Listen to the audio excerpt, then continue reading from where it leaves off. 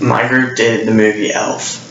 I chose the scene where Michael and Buddy walk through a park in New York and get ambushed by bullies throwing snowballs at them. The snowball, and then they retaliate with Buddy throwing snowballs back at them. And some of the bullies were on a bridge. And when Buddy throws those snowballs at the bridge, they travel in a perfectly upward path without any curvature to the flight of the snowballs due to gravity, which I thought was very odd. So I wanted to test it to see if it was realistic to scientific standards. In the video, it looked like the bullies were about 20 feet away, and I averaged how fast the snowball was, or measured how fast the snowball was moving by clicking from one frame to the next, and the snowball seemed to travel about 2 feet. And movies are shot in 24 frames per second, so that means the snowball was roughly moving around 48 feet per second, which is equivalent to 14.63 meters per second. Knowing how fast the snowball is and how fast the snowball is traveling and the distance the bullies are away from Buddy, I can use that to find the time for the snowball's flight, which is about 0.41667 seconds. And knowing these three variables, I can find the total distance that the snowball drops while in flight towards the bullies using the equation S equals 1/2 AT squared. So I plugged in the variables, which is S equals 1/2 times negative 9.8 times 0.41667 squared. And this is roughly about 0.85 meters, which is also 2.79 feet.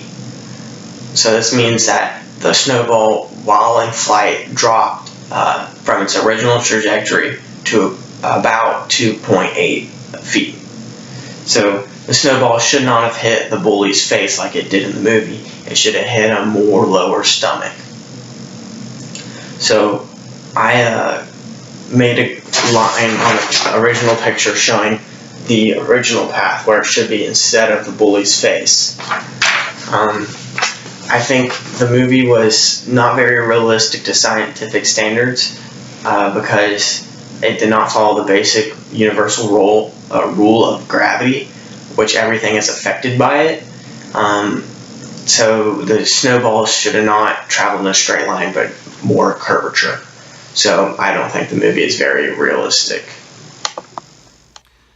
After watching the movie Elf, I learned a few things about science and a few things wrong with movies that isn't quite accurate.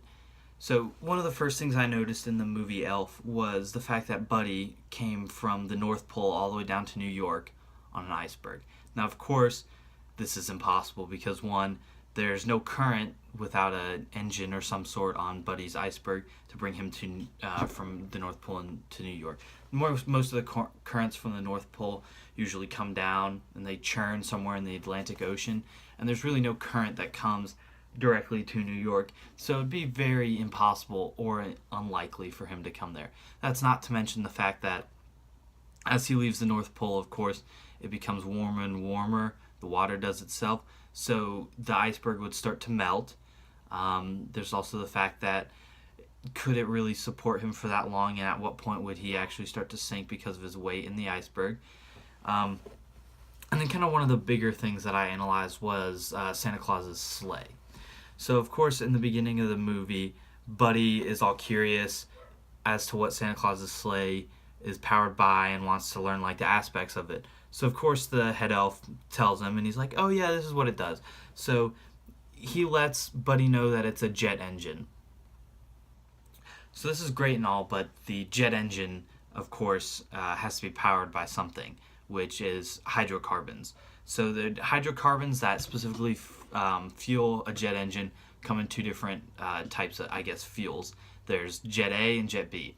So Jet A is a hydrocarbon with a chain of shale, petroleum, or coal. It's a mixture of those, and it's made by Exxon. So this one is more patent and it's a little bit more secretive because we don't know exactly the exact chemical composition, but we can look at the chains and kind of deduce that. Second one is Jet B. Now, Jet B is widely used by the majority of planes because it's cheaper while not as efficient. It's cheaper, so in the long run, you pay less to go further. Um, Now, Jet B consists of very similar properties, except it has a little bit shorter of that chain of shale, petroleum, or coal. So that's what causes the jet engine to turn. But in the movie, uh, Santa Claus says that the sleigh can be powered by the belief in Christmas or the belief in Santa Claus, which is, of course, impossible because these jets need these hydrocarbon fuels to go. So that's kind of the biggest problem I had with the movie in a scientific point of view. But the movie itself was really good. I think that kids could watch it and really enjoy it. Parents can watch it and really enjoy it because it's very funny. It's very family oriented. So at the end of the day, this is a very good movie. There's just a few continuity errors with science that don't add up, but aside from that, the majority of it adds up. Or for the most part, with a few physics and uh, biology errors. Hi, my name is Turner Wolforth, and I'm here to talk to you about Buddy the Elf from the movie Elf. In the movie, Buddy says, "We elves try to stick to the four main food groups: candy, candy canes, candy corns, and syrup." It is no surprise that sugar is the main component of all four of these food items that Buddy claims to have survived on. With this, how would these levels of daily sugar intake affect Buddy's diet and overall quality of life? Perhaps mythological elves could survive on this sort of diet, but because Buddy the Elf is a human, it is impossible for him to survive consuming only candy, candy canes, candy corns, and syrup. Even if a person had the desire to only consume sugars, it would not be physically possible to survive for longer than 6 months because certain necessary nutrients would be absent from the diet. Needless to say, if Buddy were to actually survive on this diet, he would be incredibly unhealthy and experience a very short life. Sugars do not provide any nutrition at all. Rather, sugars offer only calories. While the calories consumed from surviving only on sugar are better than nothing, the effects will be just as horrific. Within days of the diet of only candy, candy canes, candy corns, and syrup, Buddy the Elf, or human, I should say, would experience protein deficiency. This protein deficiency would include symptoms such as low immunity, sluggish metabolism, muscle pain, joint pain, slow healing of wounds, weakness, etc. Another characteristic of this diet that would present itself early on would be blood sugar levels and insulin levels, which will cause nerve damage, joint damage, and organ damage, for example, the liver. This amount of sugar would fool the metabolism by turning off the body's appetite control system. This results in a failure to stimulate insulin, which in turn fails to suppress ghrelin, or the hunger hormone, which then fails to stimulate leptin, or the satiety hormone. This would cause Buddy to eat more and develop insulin resistance over time. The first nutrient that will be absent from his diet would be vitamin C. Shortly after, his skin would develop spots, easily bruise, joint and muscle pain would develop, and gums will swell and bleed. These are all symptoms of scurvy, a disease resulting from a lack of vitamin C. Besides the lack of vitamin C, vitamin A, B, D, E, and K would be virtually non existent in his diet, or at least not enough vitamins to be sufficient. Another aspect to consider would be the absence of lipids and minerals, which really would not be useful because lipids require water to digest. Speaking of water, the poor dietary choice, water is practically absent from the diet because syrup is only about 15% water. This means that if the lack of protein and other necessary vitamins and minerals does not kill Buddy in a matter of weeks, then dehydration will. Without real water, Buddy would survive no longer than 8 days, and only 3 days in the harsh conditions of his home, the North Pole. As suggested before, dehydration and protein deficiency would kill Buddy within weeks. But if not, and Buddy survives for a prolonged period of time, metabolic syndrome would soon take effect and harden his arteries.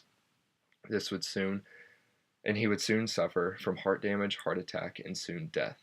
All in all, it is balderdash for Buddy to say that he survived on candy, candy canes, candy corns, and syrup, because he is in fact a human. He would not have survived for more than a week or 2 weeks as compared to his age of 35 years old when the movie came out. While I do love the movie Elf, I declare this line in the movie to be scientifically impossible.